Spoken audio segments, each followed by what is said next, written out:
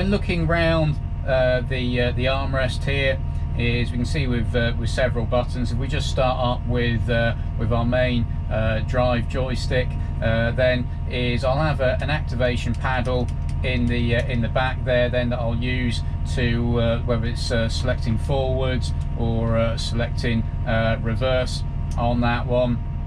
But again, with the joystick, if I hold the activation paddle in, then I can notch it towards this way, or towards the steering wheel, and that will do a change of direction. So if I was going forwards and I go activation paddle in, I'll then head backwards, and then vice versa. If I'm going backwards, hold the activation paddle in, click it towards me again, and then I'll head back forwards. If I click it over towards the windscreen, then I'll activate cruise control, or if I haven't got a cruise control selected, I'll hold and maintain whatever speed I was doing. And down here we can see our C1, C2, and so these are our two cruise control memories. And so if I press it and get a little red LED light on there, means then that whatever is saved on the cruise control one is now activated, and if I push the joystick over, that's the speed that I'll do. We've also then got our two engine presets for engine RPM in there that we can jump between.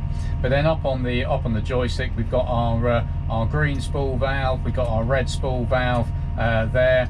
And so we got the powering down or powering up on there, so the negative and positive. If I need to put either of these into float, then as I use these two round buttons to activate the float for those, and then obviously we've got our go end buttons as well. We've also then got the emergency stop, which will then cut any drive or stop an isobus implement there.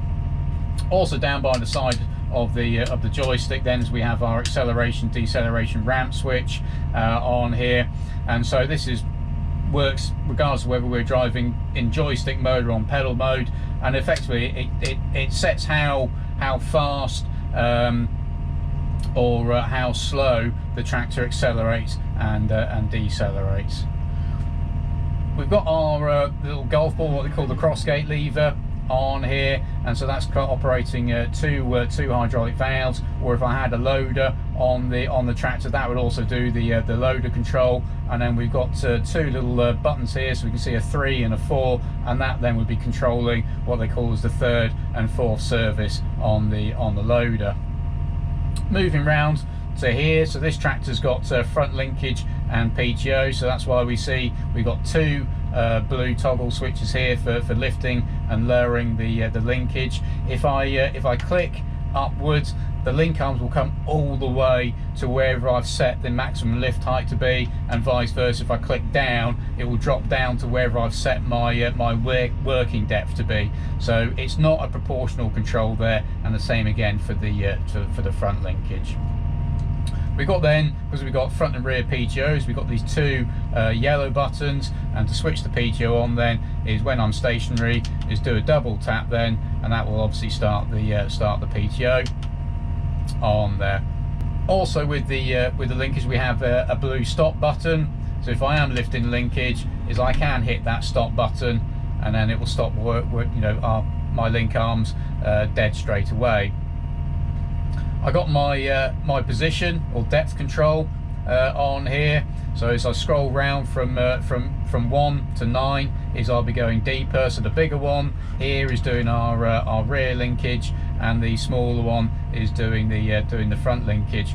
I also then have a little grey tag which I can scroll around, and so that just means then that I can feel my way to a preferred setting on there. So it doesn't stop the control wheel, the depth wheel, from going past it, but I can just feel with my finger and get those lined up. We've got our fingertip spool valves down here, we've got our hand throttle on here. We've also got the limit of the foot pedal as well. So if I've got it all pushed all the way forwards, I'll do maximum speed, so say 0 to 50k, but crudely if I brought it back to halfway, then I'd have from 0 to 25k on the foot pedal.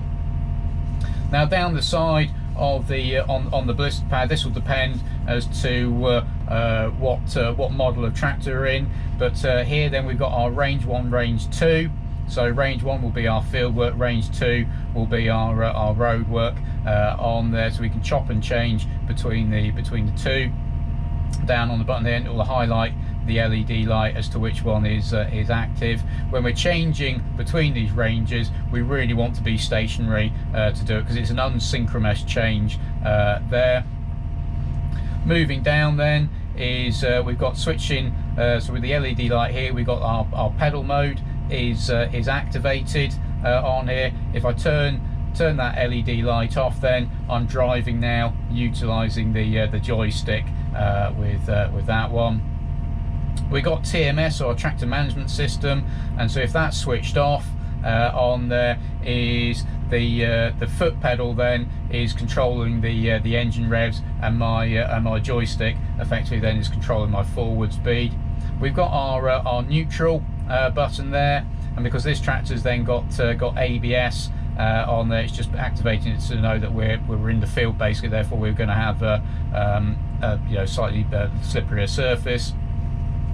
We got our locking, unlocking then of the hydraulic valves. We've got our button then for switching on and off our headland sequence on the go end buttons. Down here then we've got our two steering wheel symbols. We've got activation of the steering valve. So if that's activated, then if I went out on the road, my max speed would be limited to about 25k. So I need to switch that off then to get up to whether it's 40, 50 or 60k, whatever my transmission is. We've got our auto steering gauge. So when we're on the line and we want to steer to that line, that's where I'll be activated. So I need to have my steering valve on and then activate with the auto steer there. Here then is we've got our auto linkage button. So we've got for the front linkage and the rear linkage, and that just means instead of reaching across here to raise and lower the linkage, I could have my rear linkage on this go end button and my front linkage on the small go end button. So if I press go, my link arms will go down, press end, link arms come up. We then got our four-wheel drive buttons on the green. So we've got four-wheel drive auto, four-wheel drive permanent. Same then with the diff lock. For the rear diff lock there, auto, always engaged. We've got our suspension buttons here, so suspension on, suspension off. But again, if on here, I obviously could switch the suspension off, and that will lock it in the middle position. But if I've got, say, a weight block on there, and even though with my front link arms all the way down, I still can't get under or drop low enough to release it. If I press and hold the button, then the front suspension will actually lower on there, and then I can reactivate it.